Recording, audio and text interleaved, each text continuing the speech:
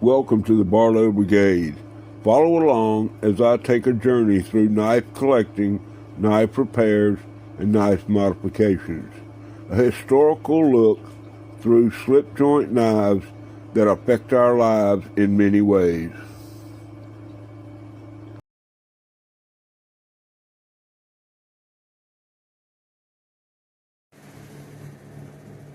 Well, hey everybody.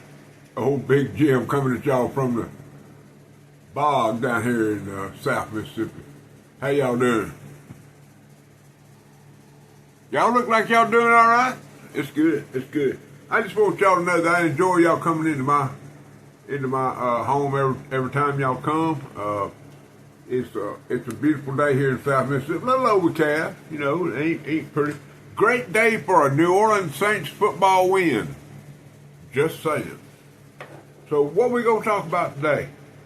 Well, y'all know I'm always promoting other people's channels, and I like holding up stickers. I like promoting things and letting y'all know what's going on out there in the community. So, but here's what I'm gonna do. I'm gonna pause right here for a little bit. I'm gonna put y'all a subliminal message up while I take this pause.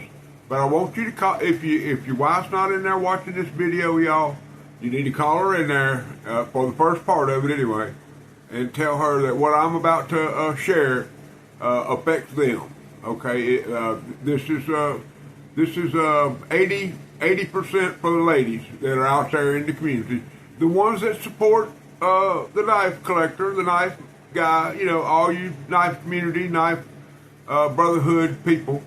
So if your wife is available, make sure you call her on in there and get her to have a look at the first part of this video. All right, now I'm gonna give y'all, while y'all getting her in there, I'm gonna give y'all a little subliminative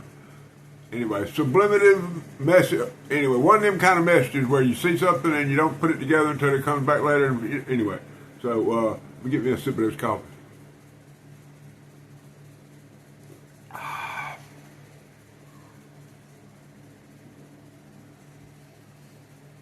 All right, about, I'm going to say a month ago, or just call it, I don't know, there was a little ripple in the force, and I tried to, now am I involved totally in this adventure? Yeah, no, maybe. Okay, so I don't know. A lot of the things that happened on very early were run by me, and of course it wasn't me. They've been everybody. How about this? Everybody from the knife doctor on has had some kind of input into the channel that we're fixing to talk about. Okay, the first time I brought it to y'all, there was no swag available in the what has come up and so I shared it to y'all like this. Okay, the Barlow Queen, Michelle Terry, in El Dorado, Arkansas. Okay, that's how I shared it to y'all the first time. Now, she is a professional, I think cardiologist, some type of specialist in the cardiology field. She is a knife collector. She is a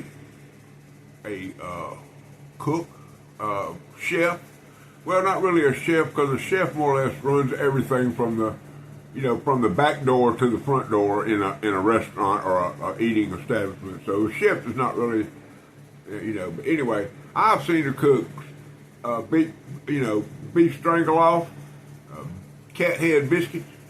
She done made this morning I got up and there was a drop where she made some banana nut bread. Now, I haven't tasted any of the baked goods yet, but I have experienced some of her handiwork, and I'll get to that. I'll share that with y'all in a minute. But the last mail, and if this involves the mail that came in, I got the official swag. Okay. So like I say, I am not the the idea behind this, even though it was run by me, or we talked about it, you know. But and once again, I'm not trying to be, not trying to take any credit. Don't want any credit. Don't need any credit. But one more subliminal message.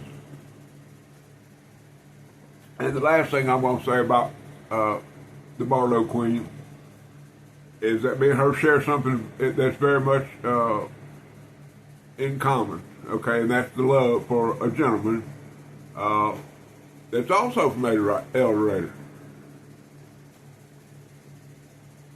His name's Harold Terry. He got a channel named HTEDC.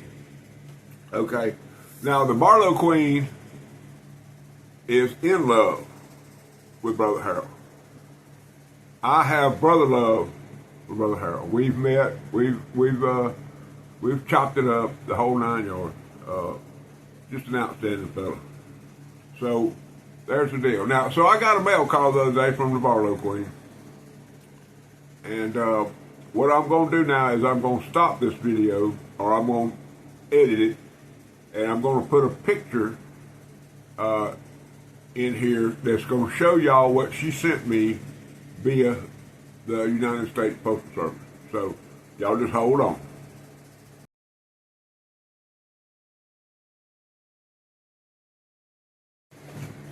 All right, y'all, we back.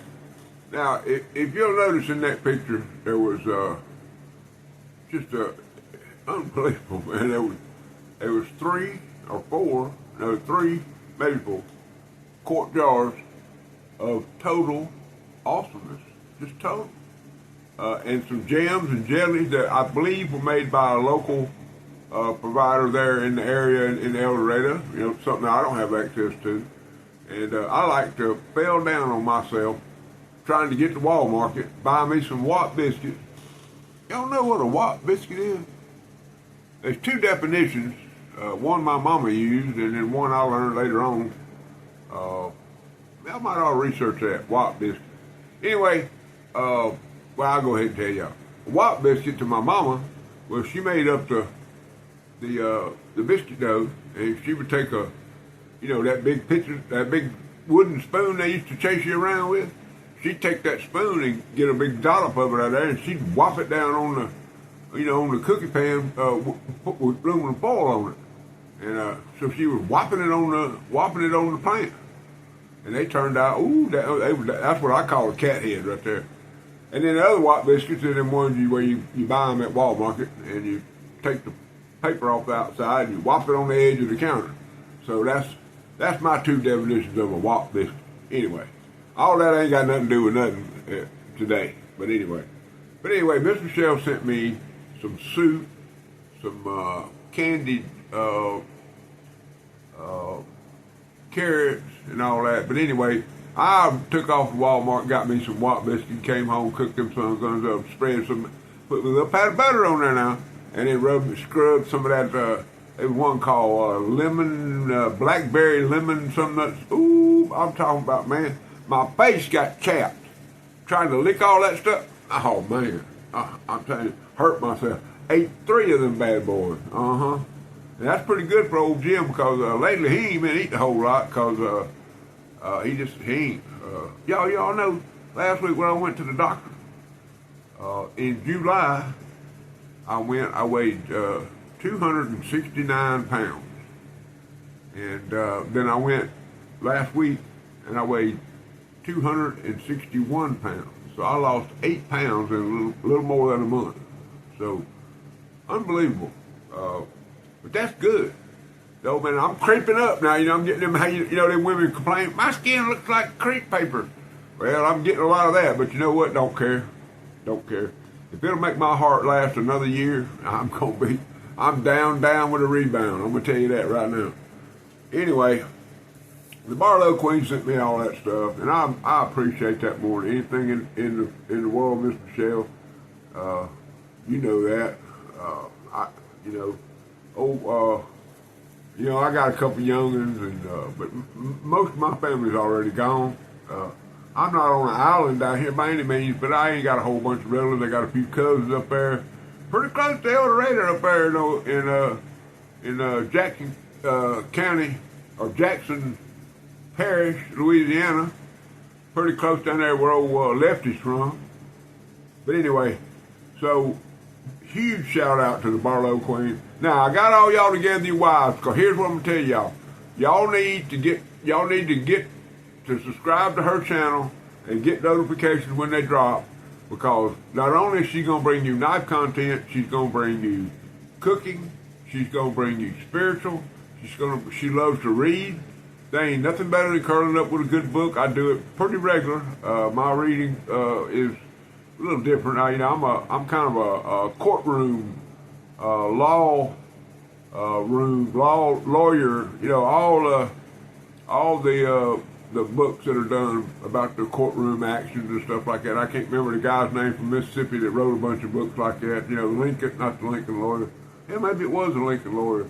And anyway, I can't think of his name right now. Grisham, John Grisham. All those books, man, I read all those 2 or 3 times. So that's the way I like to read. Of course, I'll curl up with the latest A.G. Russell catalog and just sit there and look at knives, and of course, I like knives. Anyway, so there we go. That's my shout out to probably one of the most awesomest mail calls I have gotten since I've become a knife tuber, and it didn't even have a knife in it. So that's what I'm trying to tell y'all. Okay, the next part of this little show, and I'm just gonna blatantly throw it out there, is for Mr. Harold Terry. Y'all know that he is a huge folded hunter fan. And I got one here that I think's a fake. And I don't know, I saw this, and to be honest, I told him I had it in my collection, but I knew that where it was at was safe and that I was going to get it and I was going to have it.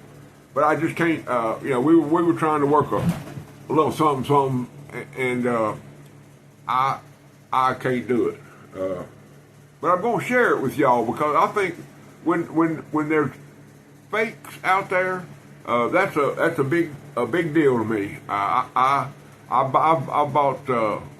a Spyderco fake coming from, I don't even know where it's, Rhodesia or somewhere. I took a chance, dropped $30 on something that if it gets here, I'll go over it with y'all, and we'll that's what I've done. I got a ST Azuzu, that's a fake. A Zulu 2, that's a fake. I've got a couple more that are fake. I've got it's a Berkeley Bradley number 14 Gerber. It's a fake. I've shared all these knives with y'all because you need to know they're out there. Even Kevin Bentley got duped on some Benchmates, and it happens. It happens to everybody. We're all human. But I try to find these fakes and share them with y'all, even though it costs me a little money here and there. But you know what? That Azula 2 that I bought has some excellent steel.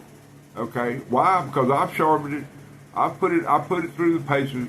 I had my back door one time. I locked my keys to my truck in the house, and I had to dig my door open with that knife one time. So I know it performs. I know it's a good knife. It's a good knife. Is it a Zulu 2? No, it's not. It's absolutely not. Because I bought it off of one of them Alibabas, AliExpress, one of them Ollie's is all I know. And it's not a real knife. Okay? I know it's not a real knife. And I never pretended to be a real knife. I've held it next to a real one. Brother Seth down there in Deep South Cutlery, he carries one on his belt every day. He got it in a trade from the knife doctor. But we have compared them side by side. We looked at them. I can bring it out here and cut tissue paper. I can cut anything with it. It's a good knife. My problem is the price of a knife has nothing to do with the use of a knife. Okay? A good knife is a good knife. Okay? It has nothing to do with country, price, anything else. A good knife is a good knife. That's all. I can't express that. They're tools. Okay? The knife that I'm fixing to show y'all is a tool. Will it work and do what I need it to do? I believe it will. But when it fails at that point, then I would tell y'all that. Anyway, let's get on to this fake. Now, everything about this knife screams shark tooth. Okay? Case shark tooth. And I'm going to say it's an 80s model. And I'm going to point out several things about this knife that will show y'all exactly what I'm talking about. But first of all, let's get a flyby look at it. Okay? It's heavy. It's the right weight to be a it's probably 5.5, maybe 6 ounces. Everything about it says case shark tooth. Okay, everything. Let's go to the blade profile. The blade profile. Absolutely shark tooth. Got the forward choil. Okay. Got the blade shape, got the blade design, all that. Every bit of it is exactly like a shark tooth. Okay. Now that I'm going to point out the tang stamp, and this is where things get really, really, really freaky, y'all. Okay. The tang stamp,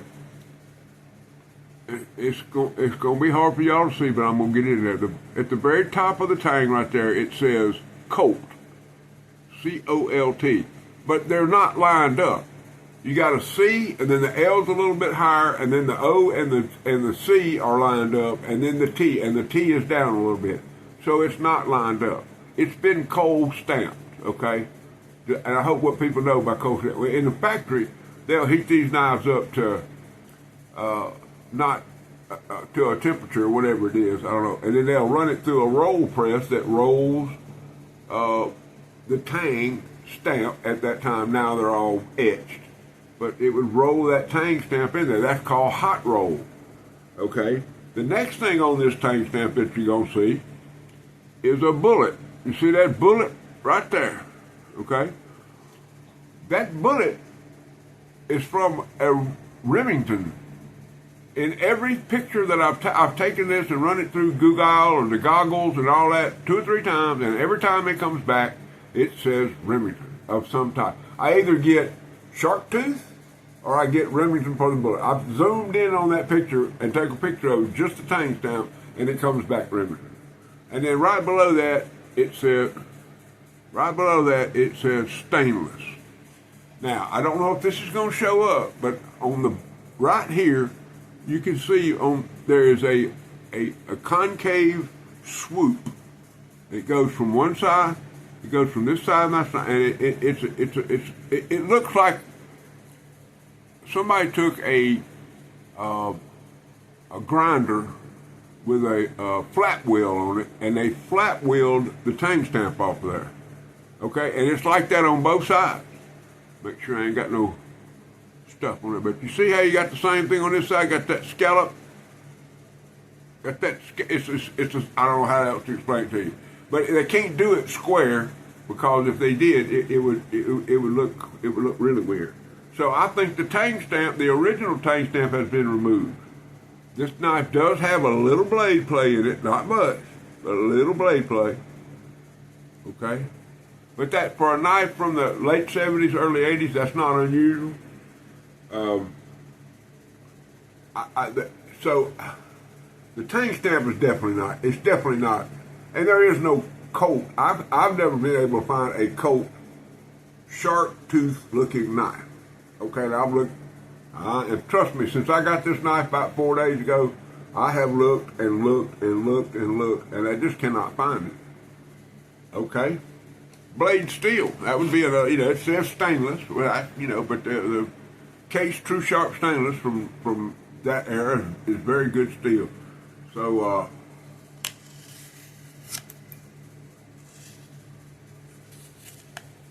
Gotta get my boy Ted. I gotta get my boy Ted a curly Q.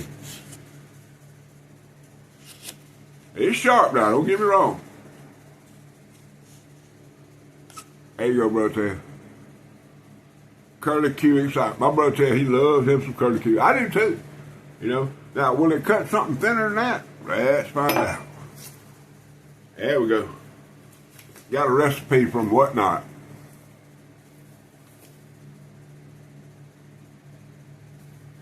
Anyway,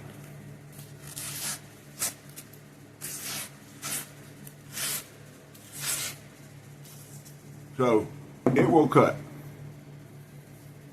So that you know, and the reason that I've even shouted out my brother from the other mother, y'all may know him, because he's the folding hunter guru in my world. Anyway, well, there you go, guys. Another arousing rendition of Barlow Brigade madness. I want to make sure that all y'all understand that this Barlow Queen deal is going to go. I am predicting 1,000 subs in the first year. Okay, that's my prediction. Now, I'm going to leave y'all with one last thing. Yesterday was the anniversary for my channel. I have now been on YouTube for 1 year. And I'm going to play the first video that I ever did right here at the end. There's not going to be any final closure, but I'm going to play that video after I sign off. I'm going to try to put that video in here. If it's not there, y'all, it's just because I ain't smart enough to get it in there. But I'm going to put that video in there, and if I don't, I will link it in the description of this video so y'all can watch it. It's just me. I walked into the right through where these doors used to be. There's my storage area for my eBay inventory, and I walked in there to get some movies that I had sold, to package them up and ship them. As I was looking through the movies, I looked up, and there is a doe with her fawn walking up the side of the road in front of my house. Now, I don't live in, downtown anywhere. I mean, I live in the middle of Wiggins, but I'm in the old part, and there's woods all around me. Across the street's the jungle. That's where Milo and Max hang out, in the jungle. But anyway, she went up there, and I didn't get this on video, but she parked her phone up in the bushes, and she's out in front of these bushes eating, and then I'm sitting there watching her. So I figured I'd belt at her and try to get give her try to make her look at me or do something, but that didn't work because the windows were all closed and she couldn't hear me, and I wasn't about to cause a commotion at 5:45 in the morning. But anyway, it ain't but a minute and 30 seconds long. I hope y'all enjoy that. That's my little way of celebrating my 1 year anniversary on YouTube. So, in closing, I always close the same way after a year. It took me a minute to get to where I could do this the way I wanted to, but my closing is always going to be the same, and that is, Jesus Christ is Lord in my life. Rule number 9.